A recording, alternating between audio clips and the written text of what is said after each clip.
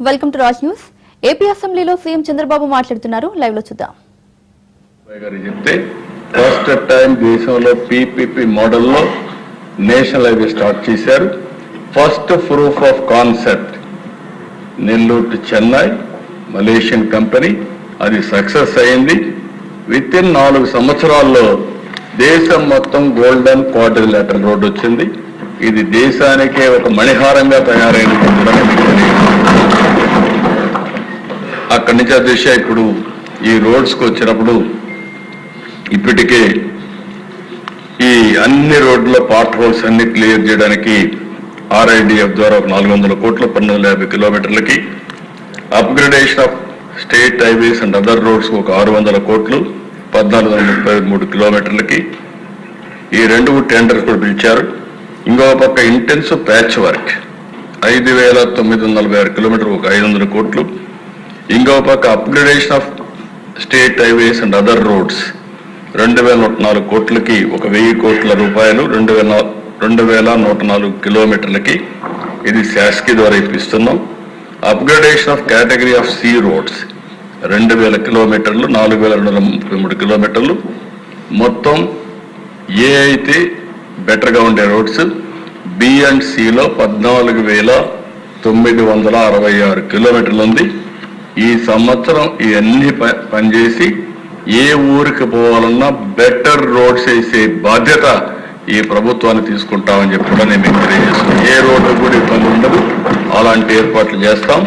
ఇది వచ్చిన తర్వాత భవిష్యత్తును కూడా ఒక దృష్టిలో పెట్టుకొని ఎక్కడైతే వల్నరబిలిటీ ఉంటుందో, గోదావరి జిల్లాలకు ఒక సమస్య, ఉత్తరాంధ్రకు ఒక సమస్య, రాయలసీమలో ఇంకొక సమస్య, ఇవన్నీ పెట్టుకొని అక్కడ ఉండే రోడ్డు మీద వచ్చే ట్రాఫిక్ కూడా గుర్తుపెట్టుకొని ఏ విధంగా ఏ విధానంతో ముందుకు పోతే పక్కాగా రోడ్లు ఉంటాయో దానికి కూడా ఇచ్చేస్తాం.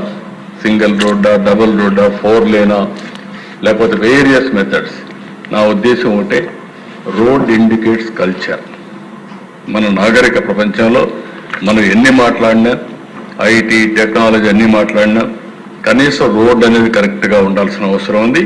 దీన్ని వేయిస్తామని చెప్పి కూడా నేను మీకు తెలియజేస్తున్నా. రెండోది అధ్యక్ష, మీరు వచ్చే కొందికి నేషనల్ హైవేస్.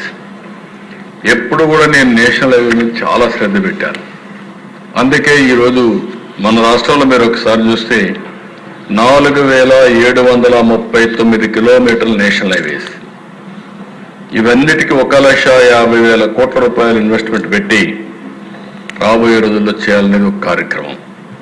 ఈ రోజుకే మీరు ఒకసారి చూసినప్పుడు దేశంలో 2వ స్థానంలో ఉన్నాం.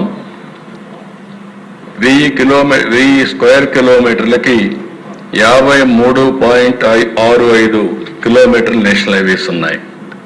అదే సమయంలో 1,00,000 పాపులేషన్కి 17.64 కిలోమీటర్లు నేషనల్ హైవేస్ ఉన్నాయి. అంటే పాపులేషన్లో చూస్తే మనం నెంబర్ 1 ప్లేస్లో ఉన్నాం, ఏరియాలో చూస్తే మనం నెంబర్ 2లో ఉన్నాం. అంటే ఇది గర్వకారణం. ఇవన్నీ కరెక్ట్గా జరిగి ముందుకు పోతున్నాం. ఇంకొక పక్కన 4వ ప్లేస్ అండర్ కన్స్ట్రక్షన్ ప్రాజెక్ట్స్ మనం ఉన్నాం. 49,662 కోట్ల రూపాయలతో పనులు అవుతున్నాయి. 3వ ప్లేస్లో లాస్ట్ ఇయర్ అయితే ఎక్స్పెండిచర్ పెట్టాం 11,325 కోట్లు. ఈ సంవత్సరం నెంబర్ 1 ప్లేస్లో ఉండాలని నేను ఆదేశించా. తప్పకుండా సాధిస్తామని చెప్పి కూడా నేను మీకు తెలియజేస్తున్నా. ఇందులో ఒకసారి చూస్తే అధ్యక్ష, on going, awarded and bidding stage ఇవే 64,073 కోట్లు ఉన్నాయి. ఇంకొక పక్క ప్రియారిటైజేషన్ of works 2 lane plus PS to 4 lane, 2 lane to 2 LPS, other works, tunnel works, bypass bridges, ROBs, RUBs ఇవన్నీ కూడా 86,000 కోట్ల రూపాయలకి ఇచ్చేశారు. DPRs తయారు చేస్తున్నారు. ఇవన్నీ కానీ పూర్తయితే 1,50,000 కోట్ల రూపాయలు విలువ చేసే పనులు ఒక్క నేషనల్ హైవేలో అవుతాయని చెప్పి కూడా నేను మీకు తెలియజేస్తున్నా. దానికోసం అన్ని విధాలు వర్కౌట్ చేస్తున్నాం. ఇంకో పక్కన దేశ ఈరోజు రైల్వేస్ ఒకసారి మనం చూస్తే మన దగ్గర ట్రాక్ లెంగ్త్ వచ్చి 9,454 కిలోమీటర్లు ఉంది. రూట్ లెంగ్త్ వచ్చి 6,471 కిలోమీటర్లు ఉంది. ఈరోజు గవర్నమెంట్ ఆఫ్ ఇండియా కూడా ఇప్పుడుండే లైన్స్ అన్ని కూడా 2 లేన్ ఉంది, దీన్ని 4 లేన్ చేస్తామని ముందుకు వచ్చారు. అది కానీ 4 లేన్ అయితే ఇప్పుడుండే రోడ్స్ అనేది ఈ రైల్వే గేజెస్ అన్ని కూడా కన్వర్ట్ అవుతాయి. దానివల్ల చాలా బెనిఫిట్ వస్తుంది. దానివల్ల ట్రైన్స్ కానీ గూడ్స్ కానీ ఎక్కువ ట్రాన్స్పోర్టేషన్ కూడా మనకు జరిగే పరిస్థితి వస్తుంది. అందుకే అధ్యక్ష ఇంకొక పక్కన భవిష్యత్తులో దీన్ని కూడా మనం ఒకసారి గవర్నమెంట్ ఆఫ్ ఇండియాతో వర్కౌట్ చేస్తే high speed elevated rail corridor కూడా ఇన్ ప్రిన్సిపల్ యాక్సెప్ట్ చేశారు, సర్వేకి ఆర్డర్ చేశారు.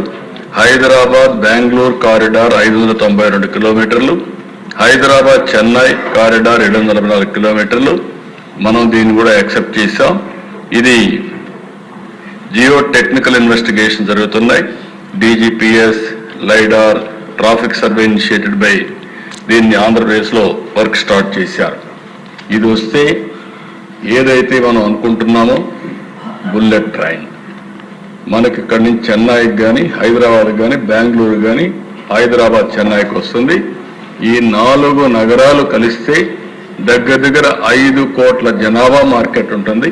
ప్రపంచంలోనే అతిపెద్ద మార్కెట్ వచ్చే అవకాశం వస్తుంది. ఎక్కడికి పోవాలన్నా 1 అవర్ 1.5 అవర్లో మనం ఫ్లైట్తో సమానంగా బుల్లెట్ ట్రైన్లో వెళ్ళే పరిస్థితి వస్తుంది. కాబట్టి ఇది కాకుండా ఇంకొకసారి మీరు చూస్తే మన రాష్ట్రంలో 147 వర్కులు 1,02,000 కోట్ల రూపాయలతో జరుగుతున్నాయి. శాంక్షన్ అయినట్టు కానీ ఆన్ గోయింగ్ కానీ ఇవన్నీ ఉన్నాయి. ఈ ప్రాజెక్ట్స్ అన్ని కరెక్ట్గా చేసుకోగలిగితే లాజిస్టిక్స్లో మనం ముందుకు పోతాం.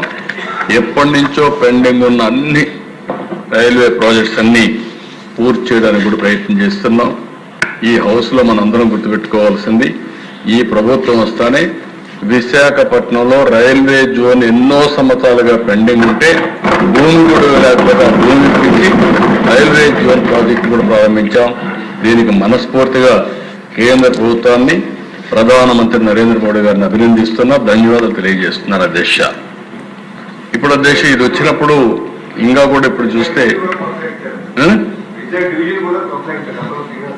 అది కూడా విశాఖపట్నం డివిజన్ కొనసాగించారు. అన్ని శుభ పరిణామాలు. ఈరోజు మనం ఒక విధంగా చెప్పాలంటే లాంగ్ పెండింగ్ ఇష్యూస్ అన్ని కూడా పరిష్కారం చేసుకొని ముందుకు పోయే దిశగా ముందుకు పోతున్నాం. దీనికి కారణం గడచిన ప్రభుత్వం ఎక్కడా పట్టించుకోలేదు. అదే సమయంలో మొత్తం వ్యవస్థలన్నీ భ్రష్టు పట్టించేసి మనకి ఇబ్బందులు తెచ్చే పరిస్థితికి వచ్చారు. ఇంకో పక్కన ఏవైతే ప్రాజెక్ట్స్ అన్ని ముందుకు పోయేదానికి కేంద్రం ఒక పథకం తీసుకొచ్చారు.